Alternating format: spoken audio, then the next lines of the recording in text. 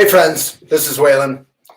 I'm doing my daily YouTube video, Instagram, hello, Facebook, hello, it's a party. So today I wanted to do a quick one inspired by my shirt. And I'm 46 now. I'm always thinking, I don't know about you, but for those of you who aren't like 20, but even when you're 20, I'm always thinking, wow, I wish I had known that however long ago. So today I'm going to go over little things that I know now that I wish I knew then. For some of you, that may be helpful because you don't know them now. And so I might be saving you some time. And I wish someone had saved me that time. And people did save me that time. They told me at some point, and now I know. So these are 3 little things that I wish I knew then that I know now for you. If you're just tuning in on Instagram, on YouTube, I know we have a very small audience on YouTube. We're rebuilding our once huge YouTube channel. Or on Facebook, please say where in the world you are tuning in from. Tons of beautiful, generous comments on Instagram. Thank you. No comments on Facebook. Where are people tuning in from? We got a huge audience on Facebook, though, which is cool. And then YouTube, just you and me. It's like 2 people. How many is it? It's like literally 2 people, I think. So, okay, number 1. All right, we got Toronto in the house. We got some hey Waylons. Hello to you. Aw. And where else is anyone? Where is someone? Hello, Chris Giovanetti. We got hey Soulful, Sophia, Austin, Connecticut. Someone lives in Instagram. That's scary. New York, Pennsylvania, Toronto. I said Kansas, Minneapolis, North Carolina, Phoenix, Orlando, Florida, Tybee Island, Georgia. Hope you can protect your voting rights. Milwaukee, Kansas, Vancouver, and New York. Hey, Marcy. So, and Chris is in Seattle, our one YouTube fan. If you're interested, check out our YouTube channel for you other folks, youtube.com/elephantjournal. It used to be huge. We got Brazil, we got Sydney, we got DC, we got Minneapolis, Delhi, India, New Hampshire, St. Pete Beach, Honolulu, Turkey, New Mexico, Albuquerque, Philippines, Hong Kong. Hope you can protect your democracy. Serbia, India, Indiana, and I don't say that snarkily. It's hard to protect ours here lately. Spokane, Toronto, Washington, D.C., Pennsylvania, Connecticut. All right. It's just always fun to see the worldwide community. We even have someone in Boulder. Imagine. Angela. Missouri, Kansas City, South Dakota. Okay. The 3 things. Real quick. This is going to be a short one. With no further ado. Bing. Is number 1, in terms of clothes, plastic is in just about everything. Kind of like palm oil. There are 18 different names or 50 different names for plastic and clothing. This is a cool vintage wool shirt. Love it. But guess what? It's got some plastic in it. Why does that matter? A couple different reasons. 1, hey May, there you are on YouTube. Thank you. You just jumped over. So 1, it matters because plastic gets stinky. It doesn't really breathe.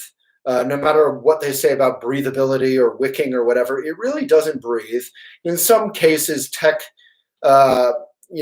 clothing technology, which is sort of like food technology, it's not something you necessarily want, can be breathable in some certain ways. But basically, plastic is in everything. And if there's like 10% plastic, which there is in this shirt, it'll be stinkier, it'll breathe worse. And most importantly, if you care about something other than yourself, it will be landfill. It will never be recycled. It will never be composted. We love to talk about recycling yoga clothes or whatever. Recycling plastic is toxic, inefficient, and it basically doesn't work. Let's say that again. Plastic is made out of petroleum. We have oil wars. Plastic is forever in a bad way. Not like love is forever, New York is forever. Plastic is forever in a bad way. It fills up the guts of bears, of fish, of birds, of whales, to the point where they think they're full. Yeah, we just put a great blog, 13 places where plastic is that you wouldn't think, in the Facebook links here. So basically, if you buy new plastic, it's super bad because it's just landfill. It will never be composted. Basically, my book, which I did a reading from yesterday, you want something to be compostable so that at the end of its life or your life, you can toss it. Recycled plastic water bottles, way overrated. Recycling is toxic. It's basically like Mordor. You're melting down toxic plastic. You're remixing it with more toxic crap. Remember, petroleum on its own isn't plastic. So it takes like 18 different kinds of chemicals. You then have that on your skin. If you're doing yoga or you have a plastic shower curtain, naughty, naughty, naughty. Not good for children, particularly developmentally. Okay, moving on. People don't want to hear about plastic too much. But plastic sucks, and it's in almost everything. It's in rugs. It's in undercarpets. You can have felt natural undercarpets. You can do something a little bit better than plastic. We got cotton. Ideally, it's organic because cotton has tons of pesticides. Anyway, the more you know, the point is it's fun and it's joyful to try to live in harmony with our planet. This isn't an excuse to say, oh, I can't be perfect. I'm going to guilt trip myself. It's okay to take some responsibility. But we just want to make the world a little nicer, right? That's it. Okay, number 2. And these are 3 little things that I learned at some point that I wish I knew way back. Number 2, antique is better. Antique is better than almost anything you'll find in an IKEA or a Target. Even like the frames you buy in Target are made out of melamine. Toxic. Cabinets. Toxic. Particle board that we make houses out of. Toxic. It's not good. And I'm not using that word toxic casually. It's actually off gases. It's bad for us. It's got things like formaldehyde in it half the time. So antique is better. It's cleaner. It's amazing craftsmanship half the time. And often it's more affordable. Go to Craigslist, go to yard sales, go to estate sales, go to Craigslist. Here's my line. I will let you know my special Craigslist line. This is from someone who owns a bike, not a car, so I can't pick stuff up. So I say, hey, I'm a real person. I live blah, blah, blah downtown. If you're able to drop it off and it's in good condition, no surprises, no issues, I'm happy to pay cash or Venmo, assuming it's in great condition, no issues. 90% of the time, people are happy to drop it off. If I need to, I make it clear just the curb is enough if it's heavy or that I can help. People are really friendly, generally, and trusting if you establish some trust. And then you don't even have to go pick it up. It's like Amazon same-day delivery, only ethical and not messing people or the planet up. Look how many people are on YouTube suddenly. I think a couple people jumped over. So I'm vegan. Going back to plastic, someone's commenting about that. Plastic no bueno.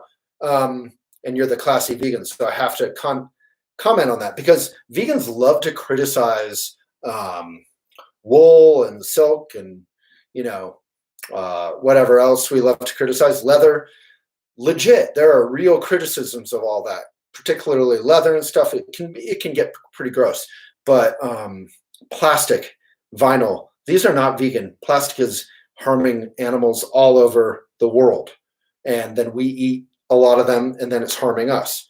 So true sustainability has to be in harmony with our planet, and that's hard to do. But antique, coming back to where we were at, better craftsmanship. I mean, I'm sure I have something antique. Well, my entire desk here is antique.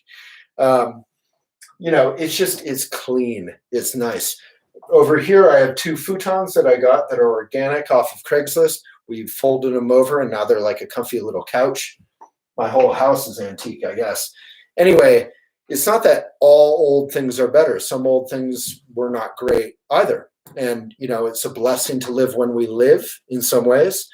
But antique craftsmanship, affordable. That's a holy trinity. Because too often trying to be eco or ethical or mindful can be more expensive. All right, number 3. And this one will be super short. I promise. Who here has a tight neck? Give me an emoji or say something. Do you have a tight neck, and does sleeping make it worse? If so, I am on the laptop doing this all day. I exercise, I walk, I play basketball, I have a little dance break. I do stretches. I do some yoga. I roll on this thing, and yet my neck is still tight. And half the time that I even sit on the couch, if I'm vegging out at night because I'm exhausted, half the time that I'm sitting on the couch, my neck can't fully relax. I can't get it to relax. So some of you are way more pro at this, but I am a pro in knowing that I have a tight neck and how to take care of it in some ways.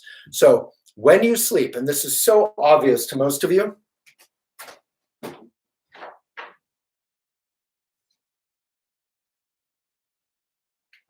okay, well, I don't have a proper, normal towel, but I have this linen organic OETK or whatever it is towel, fair trade and all that. Anyway, I love it. But you just take a normal thicker towel or like a little throw blanket, and you just roll it up. I mean, I know this is super obvious, but I'm not here to be impressive or profound. I'm here to help your tight neck. Or you can take this, the other kind of towel I love, because they dry and they never get moldy, because they just air dry. Anyway, you fold it up, you roll it up. If you have a normal towel, you just roll it up so it's a little thicker. And then here's your pillow. I'm a side sleeper. Anyone here a side sleeper? So side sleeper. And if it's not perfect, I get all tight. I wake up, it's even worse. Once in a while, I even get a neck headache. So instead, I got my pillow, position myself, get all comfy, and then I have a little towel. And towels are obviously easy to clean, so you just wash it after a week or 2 or 5 weeks, and you just roll a towel. And when you flip to the other side, it's still there. So just a neck roll beneath your neck. It allows your neck to extend and your head to relax without collapsing or twisting. Oh my God. That's it. Yes, neck traction is amazing. Side sleeper over in the house. I sleep on my back once in a while, but and someone, it sounds like my mom, they say I look tired. I am exhausted. I worked 15 hours yesterday. I'm still working today. I'm going on 12 hours. And then, running a small business is a lot. So those are 3 things I wish I knew long before. Plastic is stinky. It's forever. It degrades. It gets in us. It's toxic. And if you have any in your clothes, even old clothes, it's landfill. It can never be really recycled. Vitamin D, tight neck. We have 4-minute fix for tech neck. We have some great links over it. If you go to facebook.com/elephant journal, where this video also lives, there's links to everything I'm talking about for more depth. All right. Thank you so much. And YouTube, please help me rebuild YouTube. We have 35,000 plus subscribers, but because we're a small independent media company, there's not many of us left. We lost traction on YouTube. We didn't have enough hours. So we're coming back. And so many of you in comments, that's been really cool to see. Thank you so much. Oceanic Feelings, everyone, Jason. And you never know. If one of them is helpful, cool. So Jason, I appreciate the comment. Astrolove, thank you. Love to everyone. What a supportive community. All right. I don't agree with sleep number beds. Most beds are also toxic plastic. You want to sleep on latex or something organic. Yes, those are more expensive. If you're not super uptight about cooties, again, you can get used. Most mattresses, most carpets, most rugs, most paint, most clothes are all plastic. Try to get plastic and vinyl out of your house. Not because you're crazy or trying to make everything perfect, but just because you don't want that stuff off-gassing all over yourself and your loved ones. YouTube Shorts. We'll figure it out. There's so many things.